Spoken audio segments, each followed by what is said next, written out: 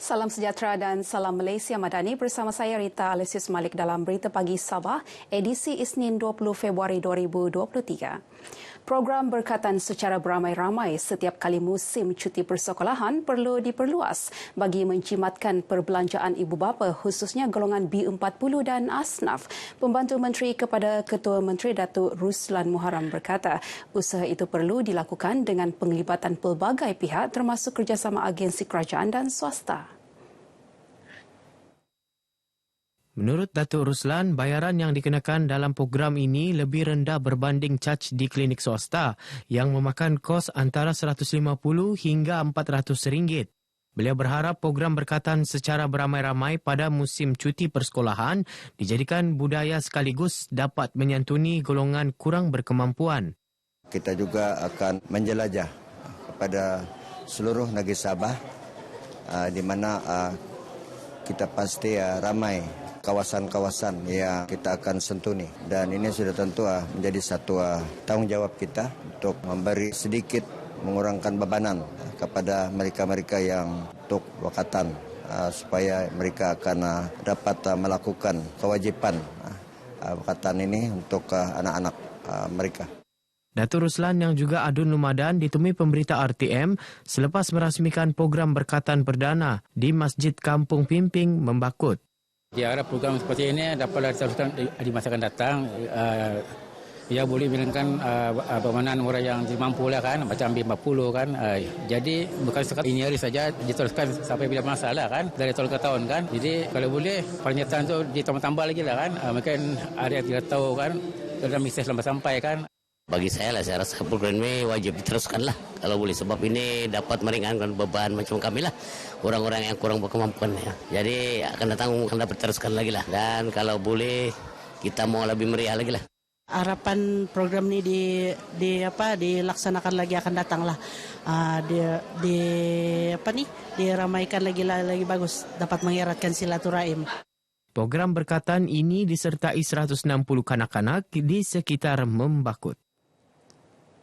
Lebih 2,000 peluang pekerjaan ditawarkan oleh 17 majikan sempena program kerjaya dan skim keselamatan sosial suri rumah yang diadakan di Tawau. Setiausaha Politik kepada Menteri Keuangan Rina Jainal berkata, ia merupakan usaha berterusan pihak kerajaan dalam menangani isu pengangguran dan mereka yang kehilangan pekerjaan akibat pandemik COVID-19. Jelas Rina, pelbagai usaha menerusi program pasaran buruh aktif dilaksanakan kini membuahkan hasil apabila seramai 931 pencari kerja di Tawau berjaya mendapat pekerjaan tahun lalu.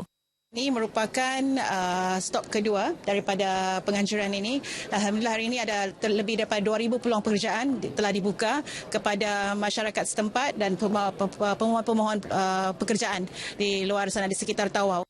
Beliau menyatakan demikian kepada media selepas merasmikan program berkenaan di Tawau. Sementara itu, Pengarah Pertubuhan Keselamatan Sosial Perkeso Sabah, Dr. Muhammad Ali Hindia berkata pihaknya menyasarkan 50,000 pencarum skim keselamatan sosial suri rumah SKSSR tahun ini. Suri rumah ni amat istimewa sebab seperti mana YB nyatakan tadi itu, kita adalah negara keempat di dunia yang baru melaksanakan skim ini dengan nilai premium yang paling rendah, RM10 sebulan. Jadi bermakna setahun RM120. Pencari kerja yang ditemui pula berharap penganjuran program seumpama dilaksana lebih kerap dengan melibatkan lebih ramai majikan bagi memberi peluang kepada mereka untuk mendapatkan pekerjaan. Saya dapat tahu dari My Mom. Dia dengar dari radio kemarin. Jadi saya pun try lah sebab dia suruh isi borang online. Jadi isi, lepas tu hari ni saya datang. Happy lah. Sebab lama je tunggu kan. Jadi akhirnya dapat je kerja.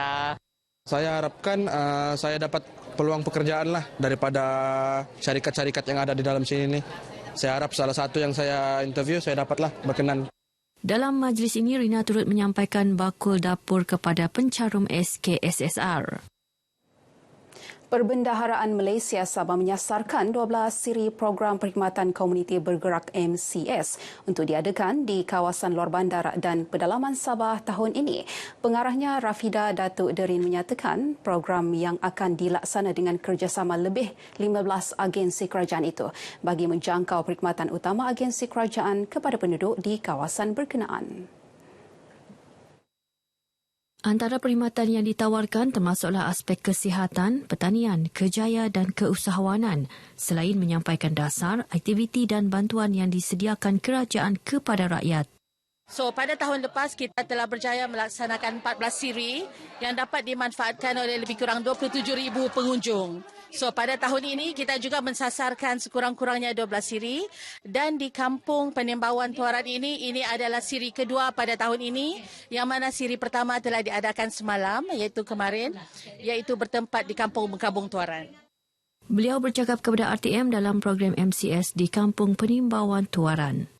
Bagi manfaat program yang diadakan di Kampung Penembauan ini begitu baik sekali lah, terutama sekali kepada penduduk-penduduk Kampung Penembauan kerana yang datang di sini berbagai-bagai nama agensi kerajaan supaya mereka dapat berurusan dengan secara langsung ataupun secara dekat untuk pegawai-pegawai agensi kerajaan yang hadir pada pagi ini. Perkhidmatan yang kami bawa adalah perkhidmatan permohonan dan pembaharuan untuk trading lesen, pendaftaran e-kasih dan juga permohonan lesen bot yang amat bertepatan dengan corak dan geografi kehidupan masyarakat di Kampung Penembauan ini yang kebanyakan semuanya adalah nelayan. Pada hari ini juga kami dapati ramai yang penduduk di sekitar Penembauan yang mencarum dengan perkeso di bawah skim pekerjaan sendiri. Rata-rata penduduk Penembauan ini berniaga sendiri, nelayan dan mereka telah dengan rela hati datang ke but perkeso dan mencarum di bawah skim pekerjaan sendiri. Pewujudan ladang getah di bawah program Geran Komunal Lembaga Kemajuan Tanah Negeri Sabah LKTNS berjaya merubah kehidupan 600 peserta di Kampung Kabintaluan dalam daerah kecil Kemabung Tenom. Menerusi program itu, selain mendapat pekerjaan, peserta turut disediakan rumah yang selesa untuk didiami. Dalam masa sama, peserta turut diberi latihan pertanian di bawah bimbingan LKTNS dan Kementerian Pembangunan Luar Bandar.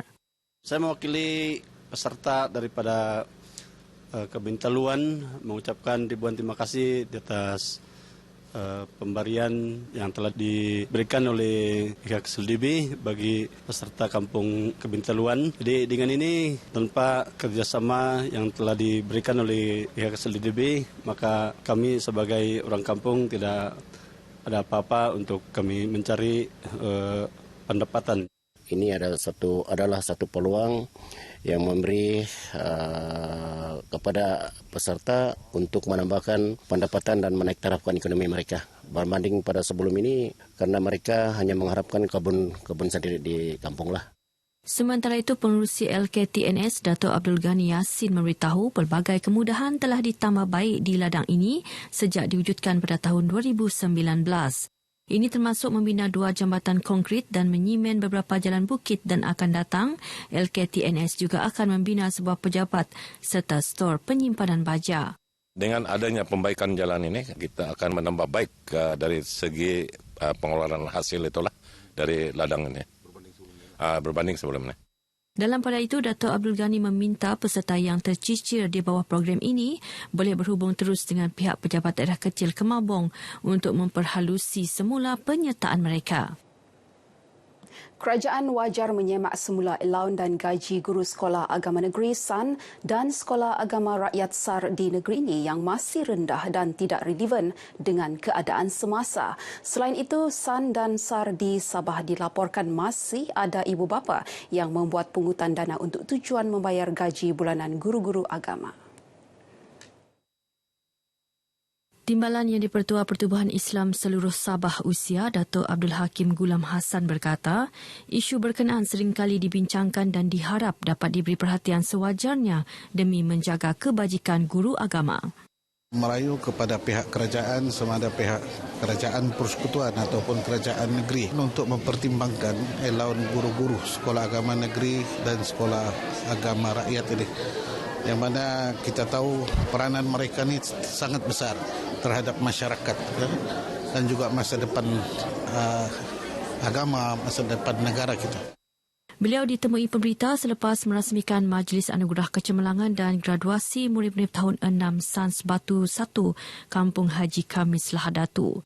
Jelasnya, allowance guru di sekolah-sekolah agama di Sabah ketika ini ada merekodkan hanya RM800 hingga RM1,200 sebulan.